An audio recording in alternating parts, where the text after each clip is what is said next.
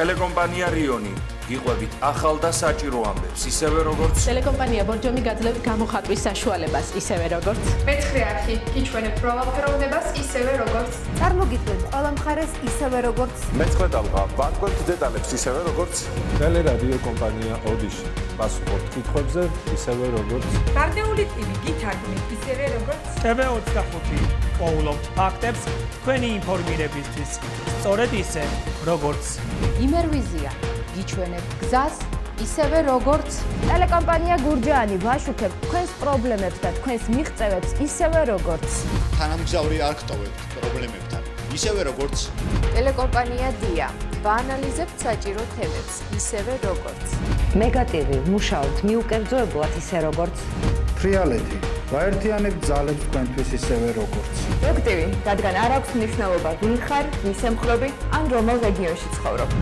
რეგიონული ტელევიზიები ყველგან და ყოველთვის მუშაობთ თქვენი ოჯახის უსაფრთხოებისთვის, საქართველოსთვის.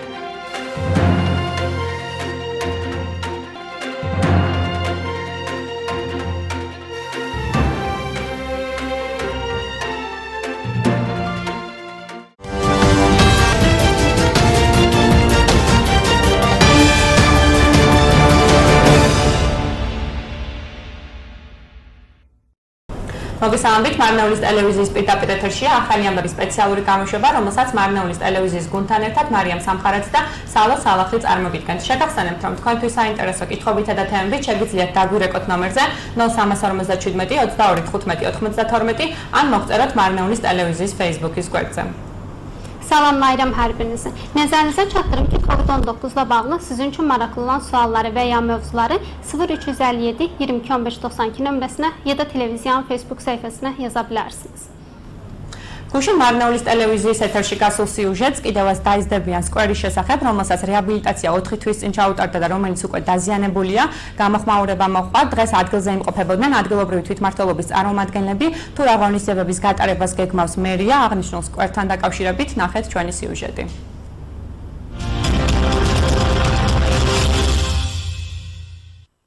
მარნეულის მუნიციპალიტეტის მერმა ზაურ დარგალმა მერის პირველ მოადგილე ზაურ ტაბატაძესა და ადგილობრივი თვითმმართველობის წარმომადგენლებთან ერთად მონუმენტური ძეგლის კიდევაც დაიზრდებიან მიმდებარე ტერიტორიაზე არსებული სკვერი მოინახულა და დაზიანებულ ინფრასტრუქტურას ადგილზე გაეცნო. რეკრეაციული ზონების განვითარება ძალიან მნიშვნელოვანი მიმართულებაა ჩვენთვის და ძალიან ლამაზი რეკრეაციული ზონა გაკეთდა მარნეულელებისთვის. სამწუხაროდ ჩვენ ვხედავთ, რომ აღნიშნულ სკვერში ბევრი რამე უკვე არის გაგრჩებული, ეს პირდაპირ დაკავშირებულია სამოქალაქო პასუხისმგებლობასთან. მე მოვუწოდებ მარნეულელებს, რომ მაქსიმალურად გავუფრთხილდეთ აღნიშნულ სკვერს და სხვა სკვერებს, რომელიც შემდგომში გაკეთდება მარნეულში, იმიტომ რომ ეს კეთდება მარნეულელებისთვის, ჩვენი მოსახლეობისთვის და ეს არ არის მარტო მერიის და კონკრეტული ადამიანების დაცვის საკითხი. ეს არის ჩვენი საერთო თემა, რომ ერთად დავიცვათ აღნიშნული სკვერი და სხვა სკვერები, რომ აქ მუდმივად იყოს ინფრასტრუქტურა იმისათვის, რომ მოსახლეობამ დაესვენოს.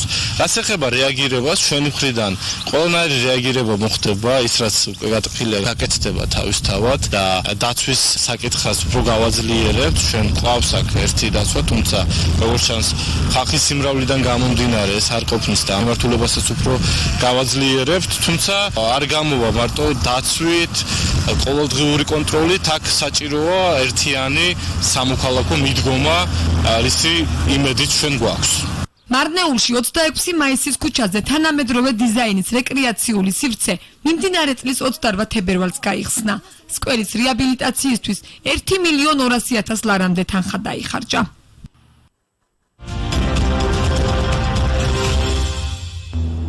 Dünən Marnეული televiziyasında yayımlanan sujetdən sonra yenə də böyüyəcəklər abidəsi yaxınlığındakı meydana yerli özünü idarə etmə nümayəndələri baş çəkdilər.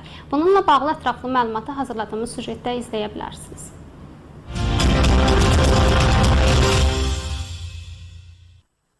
Marnეული Belediyesi meri Zahir Darğallı, merin birinci muavini Zahir Tabatacı və yerli özünü idarə etmə nümayəndələri birlikdə yenə də Böyüklər abidəsinin ətraf ərazisində mövcud olan meydana baş çəkdilər və zədələnmiş infrastrukturla yerində tanış oldular. Qeyd edim ki, istirahət zonalarının inkişafı bizim üçün çox vacib bir istiqamətdir və Marnეული əhalisi üçün çox gözəl bir istirahət məkanı düzəldildi. Təəssüf ki, bu meydanda çox şeyin korlandığını görürük. Bu birbaşa vətəndaş məsuliyyəti ilə əlaqəlidir. Marnეული xalqını bu meydana və gələcəkdə Marneulidə düzələcək digər meydanlara mümkün qədər qayğı göstərməyə çağırıram. Çünki bu Marneuli üçün əhalimiz üçün edilir və bunu yalnız bələdiyyə və xüsusi insanlar qorumalı deyil. Bu meydanı və digər meydanları birlikdə qorumaq ümumi mövzumuzdur ki, əhalinin istirahət etməsi üçün infrastruktur daim olsun. Bizim tərəfdən cavaba gəldikdə isə bizim tərəfdən hər cür cavab veriləcək. Artıq qırılan hər şey düzəldiləcək və mühafizə məsələsində gücləndirəcək. Burada bir mühafizə işçimiz var, lakin görünən odur ki, insanların çox olmasından irəli gələrək bu kifayət deyil və bu istiqaməti biz daha da gücləndirəcəyik. Ancaq sadəcə mühafizə ilə gündəlik nəzarətlə bu alınmayacaq. Ümid etdiyimiz burada ümumi mülki yanaşma lazımdır. Marneuli 26 may küçəsindəki müasir dizaynlı istirahət məkanı bu il 28 fevralda açıldı. Meydanın bərpası üçün 1 milyon 200 min lariyə qədər məbləğ xərcləndi.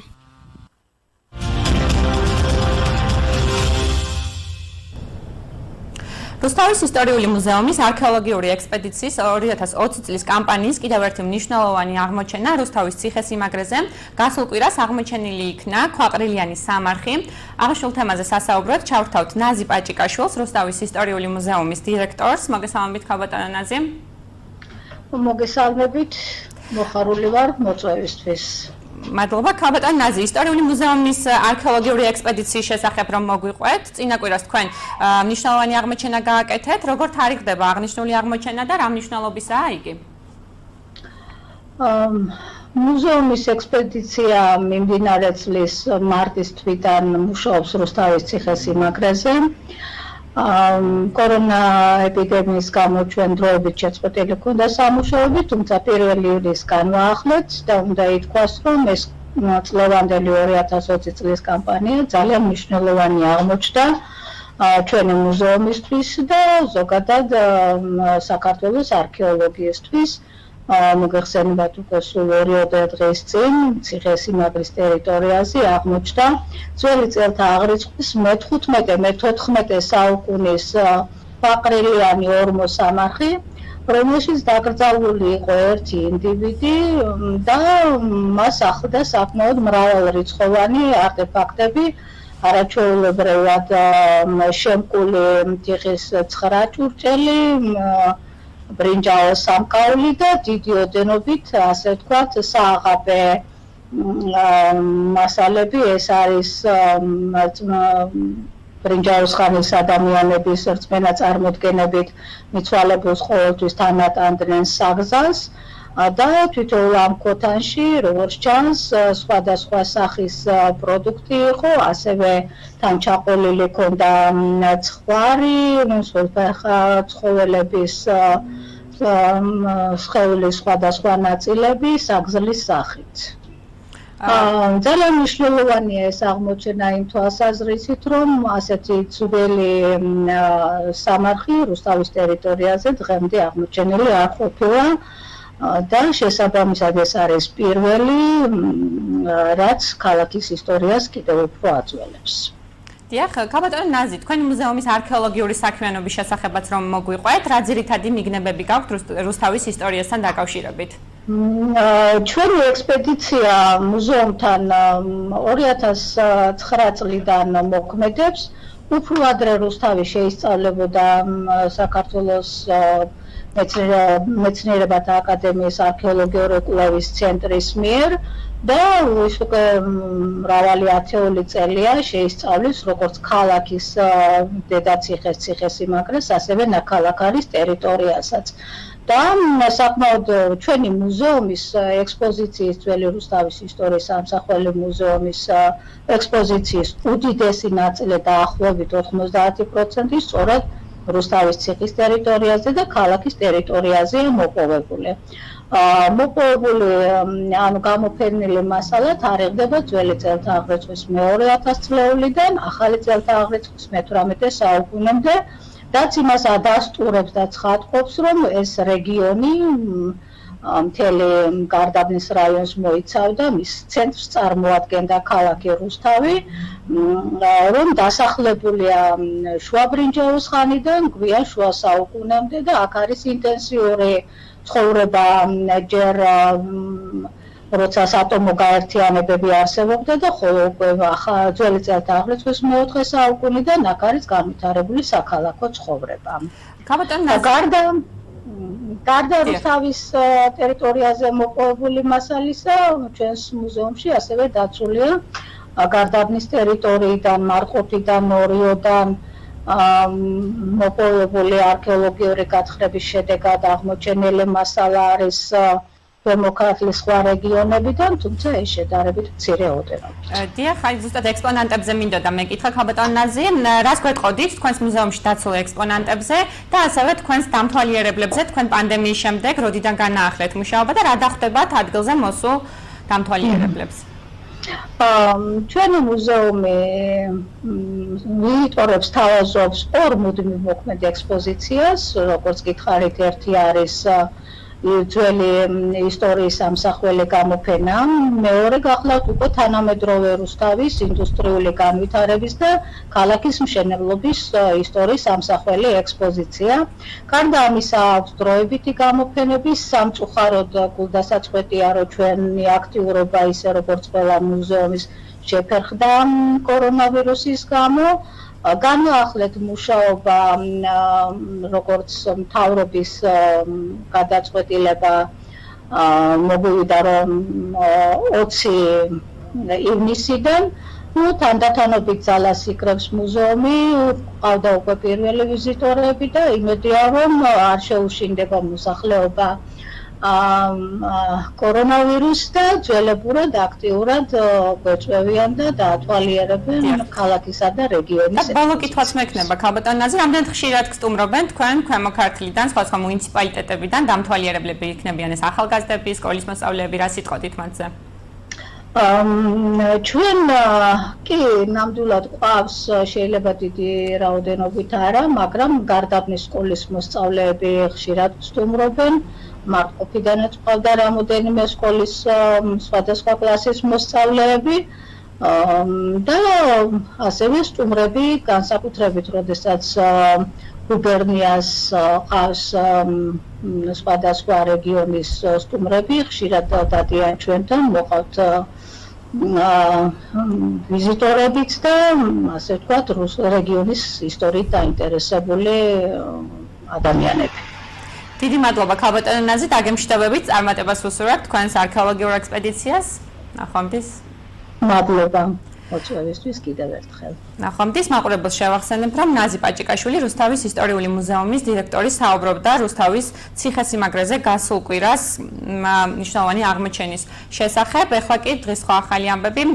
სამხრეთ კავკასიაში ერთადერთი მარნეულის ორგანული ნარჩენების გადამამუშავებელი საწარმო საყოფაცხოვრებო ნარჩენებს იბარებს, რისგანაც 5 სახეობის ბიოლოგიურად სუფთა პროდუქტს აწარმოებს. საწარმოს საქმიანობის შესახებ ნახეთ ჩვენი სიუჟეტი.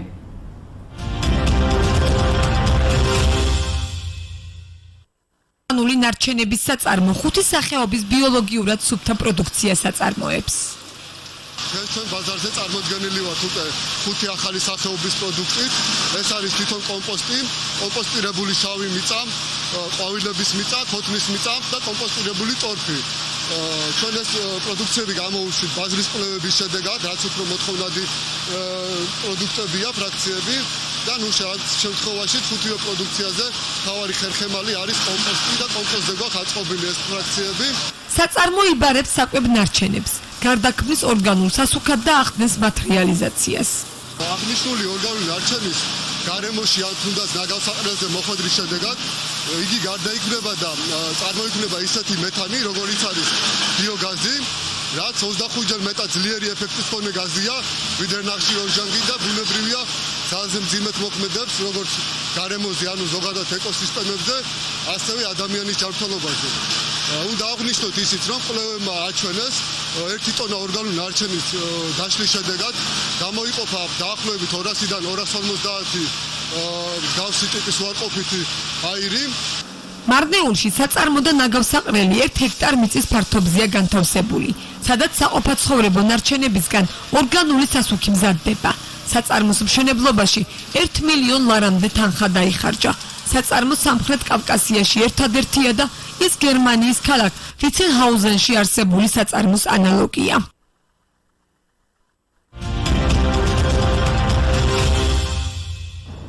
Marnəulinin orqanik tullantılar müəssisəsində 5 növ bioloji təmiz məhsul istehsal edilir. Bununla bağlı ətraflı məlumatı hazırladığımız süjetdə izləyə bilərsiniz.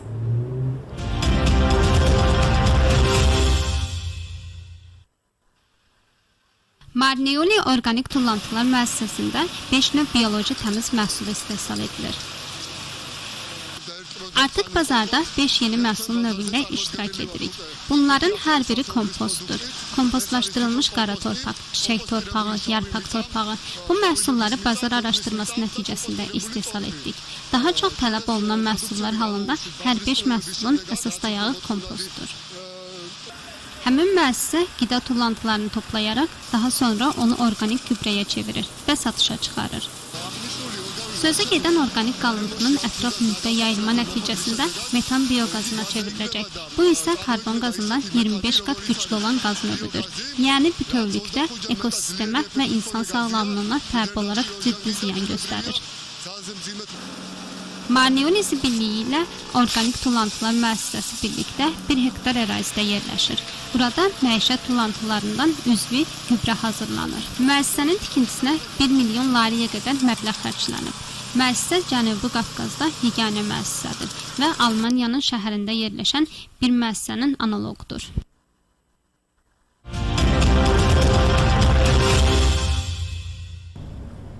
განათლების კოალიცია წელს პირველად სკოლის ლიდერების კონკურსს ატარებს. 10 ფინალის შორის მოხვდა ქალაქ მარნეულის ნომერ 2 საჯარო სკოლის დირექტორი შორენა ხუხუა. თუ რა მიმართულებები შეარჩია სკოლამ აღნიშნულ კონკურსში წასადგენად, ნახეთ ჩვენი სიუჟეტი.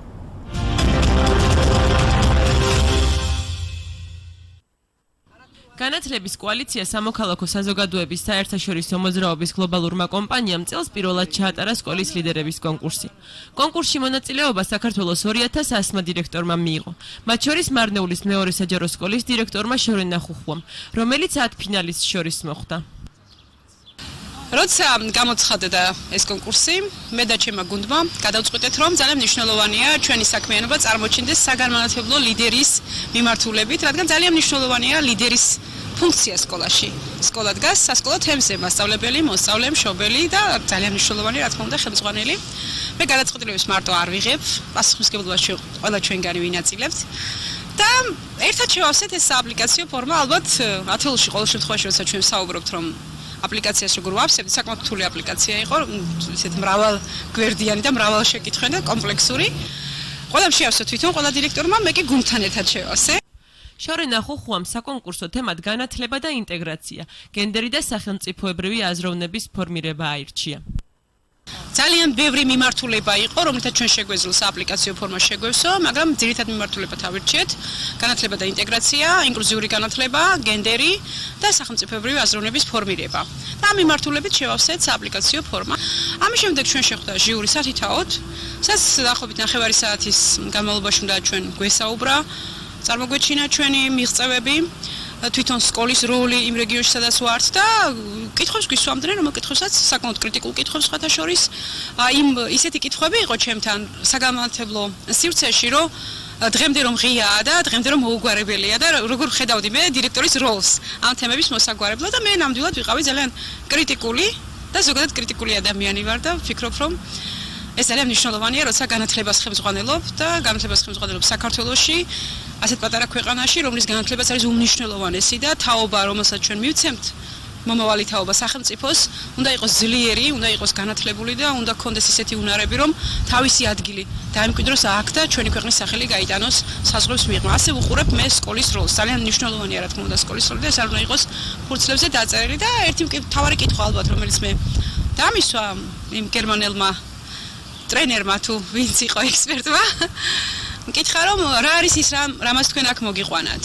მე ვთქვი რომ ჩემი აზრით განათლების სისტემას ზოგადად და საგანმანათლებლო ლიდერებს უფრო გვაკლია, აკლიათ ალბათ გაბედულება და მე ვთქვი რომ მე ვარ აქ იმისთვის, რომ გაბედულების მაგალითი მივცე ჩემს კოლეგებს. კონკურსის 3 გამარჯვებული სექტემბერში გამოვლინდება. პირველ ადგილზე გასულ დირექტორს პრიზის სახით 5,000 ლარი გადაეცემა. სკოლას კი სპეცპროექტის განსახორციელებლად 30,000 ლარი. სპეციალური პრიზის მფლობელ დირექტორს 2,000 ლარი გადაეცემათ, ხოლო მათი სკოლების მხარდაჭერის ერთიანი ფონდი 25,000 ლარს შეადგენს. სკოლებს შორის თანხის გადანაწილებაზე გადაწყვეტილებას კონკურსის საბჭო მიიღებს.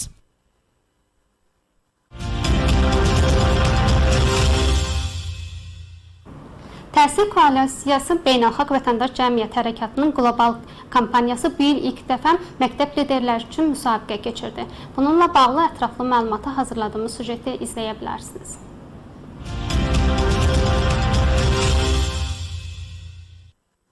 Təhsil koalisiyası beynəlxalq vətəndaş cəmiyyəti hərəkatının qlobal kampaniyası bu il ilk dəfə məktəb liderləri üçün müsabiqə keçirdi.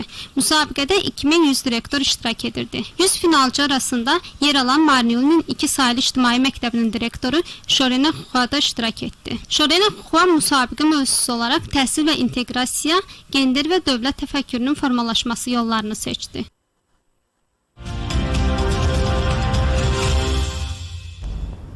სკოლის ლიდერობის ეროვნული კონკურსის შესახებ სასაუბროდ ჩავრთავთ განათლების კოალიციის თავმჯდომარეს ირინა ხანთაძეს. მოგესალმებით. გამარჯობა, მივესალმებით ჩვენს მაყურებელს. ქალბატონო ირინა, რა არის აღნიშნული კონკურსის მიზანი, რომ გითხრათ და ვის შეუძლია მასში მონაწილეობის მიღება? აღნიშნული კონკურსის მიზანი გახლავთ სკოლის პრესტიჟის გაზრდის ხელშეწყობა და სკოლის მართვაში ჩართული ადამიანების, სკოლის ხელმძღვანელი პირების წახალისება, მათი სტიმულირება და რა თქმა უნდა, კარგი პრაქტიკების გამოვლენა, გაზიარების ხელშეწყობა.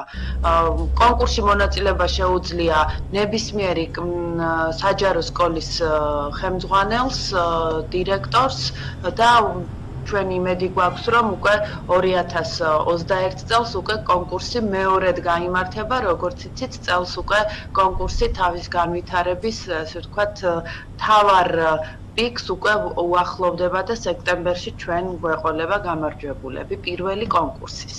ქალბატონო ირინა, კრიტერიუმების შესახებ რომ გითხრათ, როგორ ხდება გამარჯვებულის გამოვლენა და ვინ ახდენს გამარჯვებულს?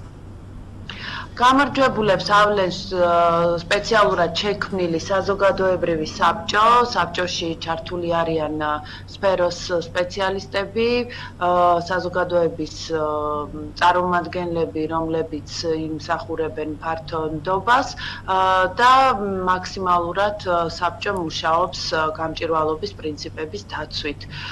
რაც შეეხება კრიტერიუმებს, რა თქმა უნდა, კრიტერიუმები მრავალმხრივია, მაგრამ გამოვყოფ რამდენიმეს, ჩვენ ვუყურებთ ძალიან აქტიურად თუ რამდენად ახერხებს აღნიშნული სკოლის ლიდერი ხელმძღვანელი, რომ წარმართოს ეფექტურად სწავლა-სწავლების პროცესი და შექმნას შესაბამისი გარემო სასწავლო დაწესებულებაში, ასევე რამდენად იგი ხელს უწყობს და ქმნის სკოლაში ბავშვებისთვის უსაფრთხო გარემოს, ინკლუზიურ გარემოს, სადაც ბავშვები თავს გრძნობენ ბედნიერად, კარგად და აქვთ შესაძლებლობები, რომ სრულად ჩაერთონ სასწავლო პროცესში.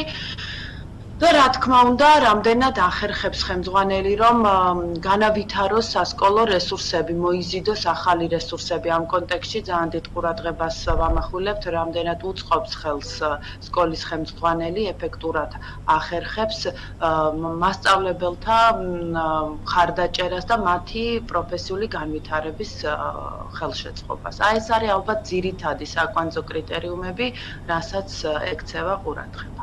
დიახ ირინა, უკვე ცნობილია ათეულის შემადგენლობა, მათ შესახებაც რომ გითხრათ და რა ეტაპები გაიარეს მათ აი ამ ათეულში მოსახვედრად? კი ბატონო, ათეულში დღეს ჩვენ გვყავს, ვფიქრობ, ძალიან საინტერესო 10 გამორჩეული ადამიანი, რომელიც ნამდვილად თავიანთი საქმის გამორჩეული პროფესიონალები არიან.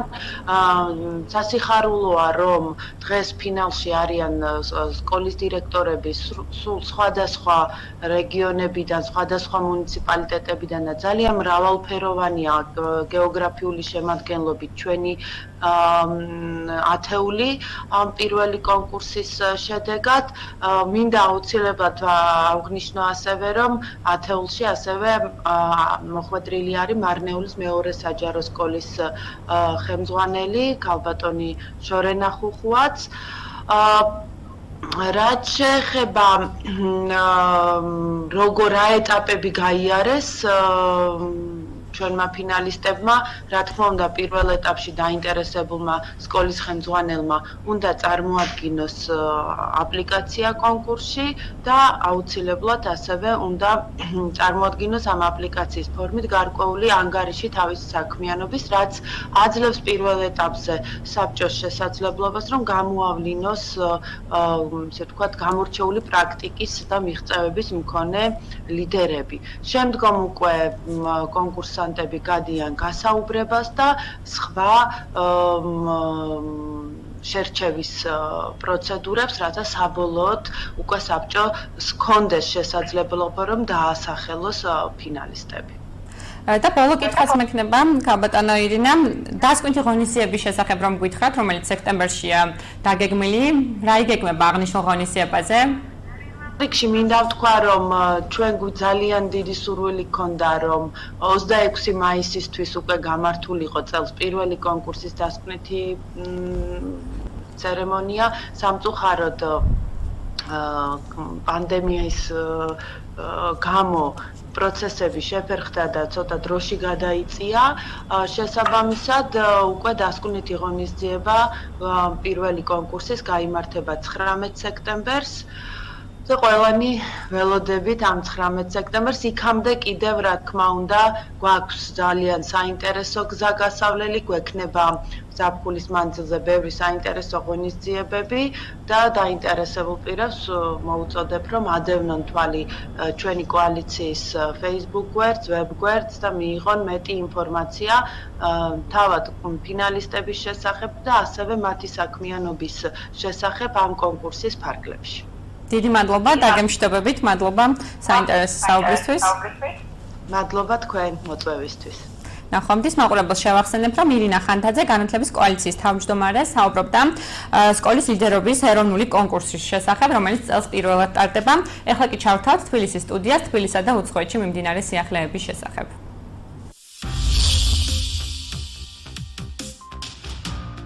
დაახლოებით 2 თვიანი ლოდინის შემდეგ მსურველებს სტომატოლოგიური მომსახურების მიღება შეუძლიათ, თუმცა უმეტესად მათ გაზრდილი ფასის გადახდა მოუწევთ. სტომატოლოგიური მომსახურების ღირებულება კორონავირუსის პანდემიამ და COVID ეკიპირებამ საშუალოდ 20-25 ლარით გაზარდა. ჯანდაცვის სამინისტროს მიერ დარგისთვის დაწესებული კრიტერიუმებისა და რეკომენდაციების ჩამონათვალი საკმაოდ ვრცელია. მათი დაცვა კი მოითხოვებათ როგორც თავად პაციენტს, ისე სამედიცინო პერსონალს. შემოთავაზებული რეგულაციებიდან ნაწილის დაცვა სფეროს წარმომადგენლებს კორონავირუსის პანდემიამდეც უწევდა, თუმცა სპეციალური ეკიპირების სავალდებულო წესით მომსახურება სტომატოლოგების თქმით გაზრდილ ხარჯებთან არის დაკავშირებული. გარდა ამ იმისა, რომ სახარჯმა მასალა მოიმატა, ანუ ამ ეკიპირებას ქვია სახარჯი მასალა, მოიმატა ფასებმა მოიმატა თვითონ ამ სახარჯი მასალის, იმიტომ რომ ნიღბები, რომელიც ღირდა ადრე 5 ლარი, ეხლა ღირს 80 ლარი, 50 ცალი, ანუ ერთი შეკრა, ასევე ხელთათმანები მოიმატა სხვა საშუალებებმა, მარტო ეკიპირება ხო არ არის სტომატოლოგიაში, არის საბჟენები, წვრილის იარაღი და ასე შემდეგ. ამათმა ფასმაც მოიმატა. ამიტომ საშუალოდ ფასის მატება არის დაახლოებით 20%, 20-30, აი ასე გააჩნია. გარდა იმისა, რომ ყოველი ახალი პაციენტის მიღებისას თავად სამედიცინო პერსონალი უნდა იყოს აღჭურვილი ინდივიდუალური დაცვის საშუალებებით, რესპირატორის სახის ფარი, დამცავი სათვალე, ერთჯერადი ხელთათმანები, სითხე-გაუმტარი სამედიცინო ხალათი, ბახილები, ეგრეთ წოდებული ეკიპირების ვალდებულება აქვს თავად პაციენტსაც. სტომატოლოგიურ სავარძელზე ის სპეციალური ხალათის, სათვალისა და ბახილების გარეშე ვერ დაჯდება. საქართველოს სტომატოლოგთა პროფესიული ასოციაციის პრეზიდენტი ამბობს, რომ სტომატოლოგიური პროცედურების თავისებური მახასიათებლების გამო საქმიანობა კორონავირუსის გავრცელების მაღალი რისკის ჯგუფში შედის. შესაბამისად, რეკომენდაციების ზედმიწევნით დაცვა განსაკუთრებით მნიშვნელოვანია. თუკი რომელიღაცა სხვა ვირუსში ალბათობა რომ ადამიანი დაინფიცირდებოდა, თუკი შეხვდა მას პირისპირ მეორე ინფექციის მტარებელი ადამიანი იყო, სიტყვაზე ვამბობ, დაახლოებით 15%, ამ შემთხვევაში არის 80%. ჩვენ არ საუბრობთ უკვე რომ ადამიანი დაავადდება, რომ ეს დაავადება არის განსაკუთრებული დიდი სიმძიმით მიმდინარე. არა, მას ახასიათებს რაღაცა რისკ ჯგუფები, რომლებიც უნდა მოერიდონ ამას, მაგრამ თავის მხრივ ამ ვირუსის სპეციფიკა არის ადვილი გადაცემა, ადვილი ინვაზირება. ამიტომ სტომატოლოგიურ კლინიკებში, რომლებიც ჩვენ აი ამ პაციენტთან ახლოს ვიმყოფებით, ჩვენ არ ვიცით იგი, როგორი კითხვებიც არ უნდა დაუსვათ, როგორც არ უნდა გარკვეული რეგულაციები შევიმუშაოთ კლინიკაში, ვიდრე ისინი შემოვიდნენ, ჩვენ მაინც არ ვიცით ზუსტად 100% ადამიანი არის თუ არა ავად. ბაზარზე შესაბამისი აღჭურვილობის დეფიციტზე საუბრობს სტომატოლოგიური კლინიკების ქსელის დამფუძნებელი. მისივე თქმით, მიუხედავად მოთხოვნისა, რეგულაციის პირობებში იძულებული არიან შეამცირონ კლინიკაში პაციენტთა ყოველდღიური მიღების რიცხვიც. პაციენტების მიღებაც შევხვდეთ, თქვა, მანამდე ატარებდა კლინიკების ქსელი დაახლოებით დღის განმავლობაში 60-70-მდე პაციენტს, ახლა უკვე სადღაც დავიყვანეთ დაახლოებით 50-მდე, იმიტომ რომ გავზარდეთ პაციენტებს შორის მიღების ვიზიტებს შორის დრო. ჩვენები, რომელიც დაკავშირებულია კაბინეტების მომზადებასთან, დეზინფექციის ჩატარებასთან და ერთი სიტყვით ეკიპირება ექიმის. საქართველოში თითქმის 2 თვით დახურულ სტომატოლოგიურ კლინიკებს გახსნის უფლება 22 მაისიდან მიეცათ, თუმცა როგორც სფეროს წარმომადგენლები ამბობენ, კლინიკების გახსნა მხოლოდ 70%-მა შეძლო. დარბაზებში მუშაობის ბარიერების დამონტაჟება და 8 კვადრატულ მეტრზე ერთი ადამიანის დაშვება. ეს რეგულაციები განიხილება სპორტ დარბაზების ამოქმედებისთვის. აღნიშნული წესები მიუღებელია ფიტნეს ინსტრუქტორ გიორგი ვასაძისთვის. გუშინი შრომის ინსპექტორების დეპარტამენტის უფროსთან შეხვედრაზე იმყოფებოდა, სადაც სფეროს წარმომადგენლებმა სამინისტროს თავიანთი შეხედულებები გაუზიარეს. 4 კვადრატულ მეტრზე ერთი ადამიანის დაშვება. შუშის ბარიერების ნაცვლად ტრენაჟორების ერთმანეთის გამოტოვებით ფუნქციონირება. სპორტ დარბაზების წარმომადგენლები მთავრობას ამ მიდგომას თავაზობდნენ. აუშვათ 200 კვადრატულ მეტრზე ჩვენთან ვარჯიშობდა სადღაც 40-ზე მეტი კაცი, ანუ ადამიანი, მომხმარებელი. ესე იგი, ჩვენ 40 კაცს კი ვეღარ მივიღებთ 25 კაცს. რა თქმა უნდა, ეს ფინანსებზე აისახება, რა თქმა უნდა, ეს პირველი გადის ფინანსებთან დაკავშირებით და ჩვენ უთხარით როგორი პირობებიც არის იტალიაში და რა წესებიც არის, ანუ მოუყვანე მე პირადად მაგალითი იმისი, რომ იტალიაში არ არის ეგ ესე ვთქვათ შეზღუდვა, ჩვეულებრივად ადამიანების რაოდენობა იქნება, რა ქვია იმას, უბრალოდ იქნება ერთი მარტივი და რაც მოთხოვნილი წესი იქნება 2 მეტრიანი დისტანცია იქნება ჩვენ შორის, ადამიანებს შორის, მოვარჯიშეებს შორის. სპორტ დარბაზებში ვარჯიშის მსურველებს პირბადეების გამოყენება არ მოუწევთ, როგორც დაავადებათა კონტროლის ეროვნული ცენტრის ხელმძღვანელის მოადგილე აღნიშნავს, ეს ბიზნესი შესაძლოა ივლისის დასაწყისში გაიხსნას. ფიტნეს ცენტრებში, სადაც ახლა ადამიანი რო ვარჯიშობს, მოგეხსენებათ სუნთქავს, ხო? სუნთქავს, ახლა ვიღავს ხო გაიგეთებს.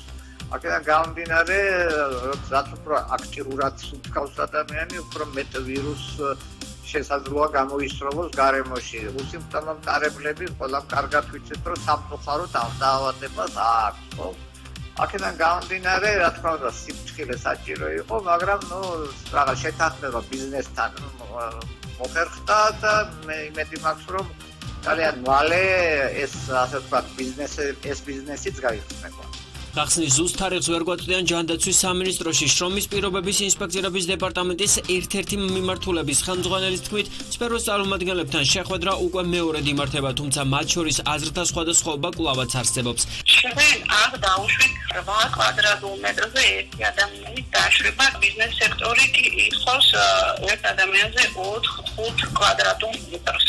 ამაზე ვერ თანხმდებით, ერთი ეს არის კიდევ ალბათ იმასთან დაკავშირებით, რომ პირსახოთი ინდივიდუალურად მოწანოს თუ იქაური პირსახოთი გამოიყენოს. ჩვენ დავუშვით, რომ გამოიყენოს ინდივიდუალური თავისი და იქაურით, მაგრამ რეცხვის რეჟიმი და რეცხვის წესი, როგორიც არის დაწესებული, აუცილებლად ამის მიხედვით უნდა განხორციელდეს რეცხვა. რისკი არის ძალიან დიდი და ამიტომ ასე უხსნებით ამ ნათულებას. სამინისტროს ინფორმაციით სპორტ დარბაზებს გახსნის შემთხვევაში თავდაპირველად ჯანდაცვის სამინისტროს გვერდზე რეგისტრაცია, შემოწმების გავლა და ნებართვის აღება მოუწევთ. მთავრობის დადგენილებით სპორტულ გამაჯანსაღებელი ფიტნეს კლუბების სფერო მე-6 ეტაპზე გასახსნელ საქმიანობას ეკუთვნის. გასული 24 საათის განმავლობაში ოფიციალური მონაცემებით საქართველოში კორონავირუსის 3 ახალი შემთხვევა დადასტურდა. 7 პაციენტი კი გამოჯამრთელდა. სტოპკოვის მონაცემებით საქართველოში 129 აქტიური შემთხვევაა, გამოჯამრთელებულთა საერთო რიცხვი დღევანდელი მონაცემებით 768, გარდაცვლილთა საერთო მაჩვენებელი კი 14-ია. 3 ახალი დადასტურებული შემთხვევა. 2 არის საკარანტინო სივრციდან, ეს არის შემოტანილი შემთხვევა. 1 ახალი შემთხვევის ჩაღრმავებული ეპიდემიოლოგია გრძელდება წყაროს მოძიების თვალსაზრისით. როგორ უნდა განვაგრძოთ პოსტპანდემიის პირობებში ცხოვრება და რა შეგვიძლია გავაკეთოთ მწვანე გარემოს აღდგენისთვის? ევროკავშირის მდგრადი ენერგიის კვირეულს კორონავირუსის პირობებში განსაკუთრებულ გარემოს შეიწყებს. შემცირდეს ენერგიის მოხმარება და წიაღისეული საწვავი მწვანე ენერგიით ჩანაცვლდეს. კვირეულს ეს ორი ძირითადი გზავნილი აქვს. როგორც ევროკავშირის ელჩი საქართველოში აღნიშნავს, აღარ გვაქვს იმის ფუფუნება, განვაგრძოთ ცხოვრება გარემოს ხარჯზე, ბუნებრივი რესურსების ამოწურვით, ჰაერის, წყლის და ნიადაგის დაბინძურებით. პანდემიიდან გამომდინარე კამპანიის აქტივობების უმეტესობა სოციალური, სამაუწყებლო და ონლაინ მედია პლატფორმების მეშვეობით ჩატარდება.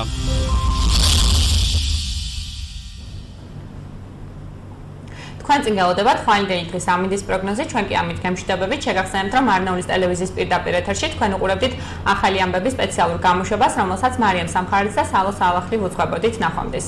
Sabah üçün hava proqnozu sizi gözləyir. Bu isə sizə çatdıracağımız son xəbəridir. Sağ olun, salamat qalın.